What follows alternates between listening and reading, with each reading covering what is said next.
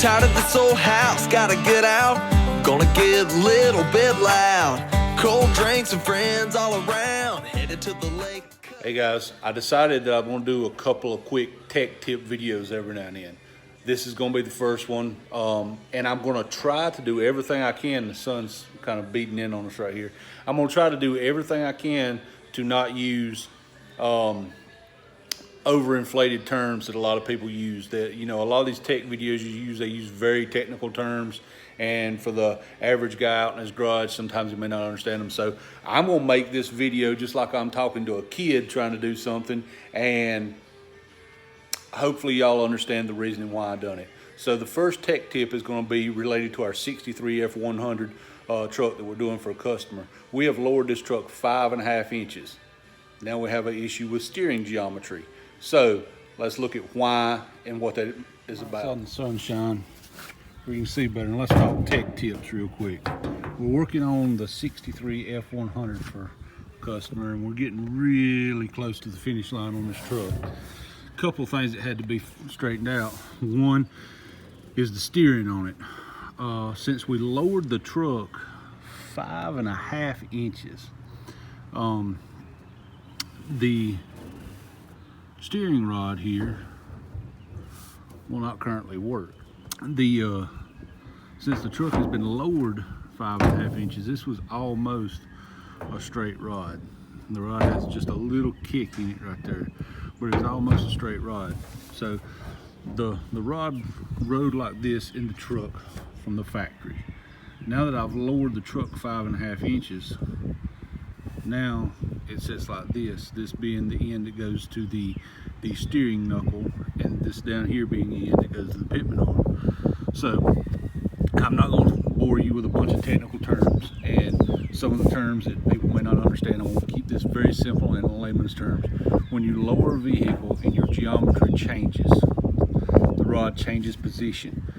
So now what you get if you do not change this is you're driving down the road, and if it's not too dramatic, you'll be driving down the road and it'll feel fine till you get to a certain point, and it'll feel like there's a hang up, and all of a sudden the wheel just goes this way or goes this way, and you get that quick dart, for lack of a better term, to keep it in the simplest terms I can.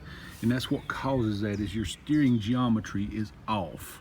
Now again, I'm not going into the technical terms now. I'm keeping this as simple as I can. So if you have a lowered vehicle and you're driving down the road and everything is fine, and you start to turn, and you know, slight curves is fine, but when you start to turn, you get to a certain point and the wheel just feels like it breaks over and drops quick one way or the other, it's usually caused by the steering geometry being off in a lower vehicle.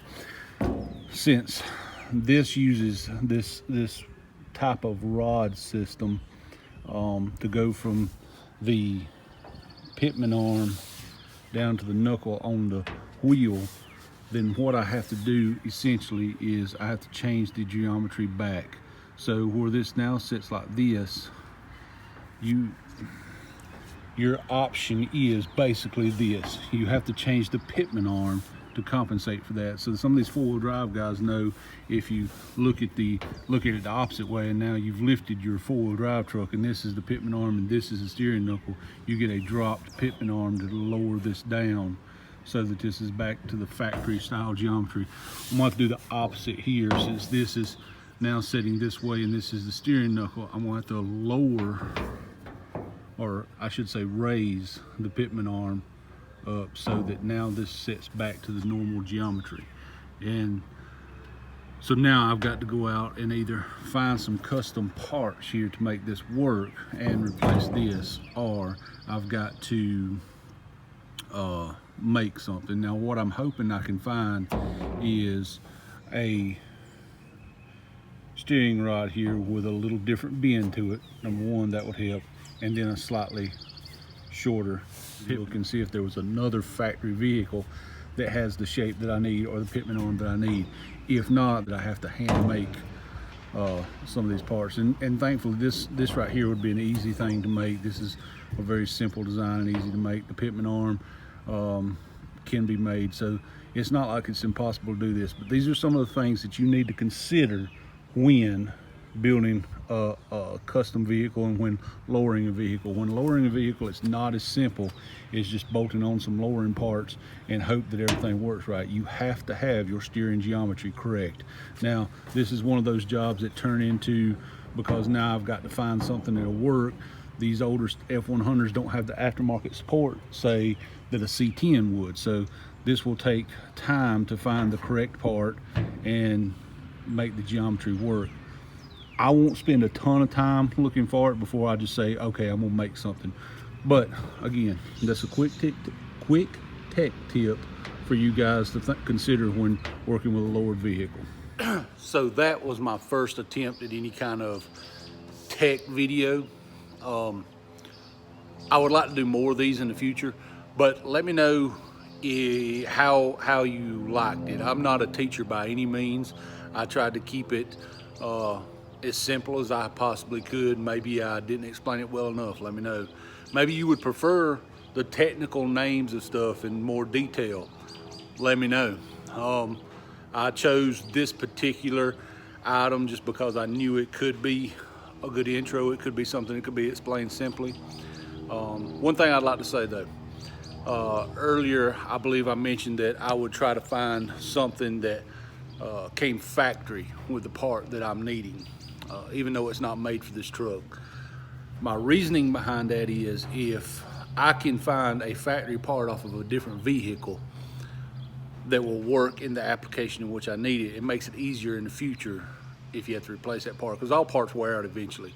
So if I can find a part off of a different year, make, or model vehicle that will fit this application and make this work, then in the future, if anything happens, you can walk into any auto parts store and get that part. So that's always my first resort. Aftermarket support companies come and go. You know, you may buy something aftermarket world, a few years later it may wear out and that company may not be around anymore, or it may be astronomically expensive. So just a couple things to keep in mind. Again, let me know how you like the video. I tried to keep it short. I tried to get it to the point. So hopefully we'll do these again in the future. Again, be patient with me. I'm not a teacher. Till next time, God bless.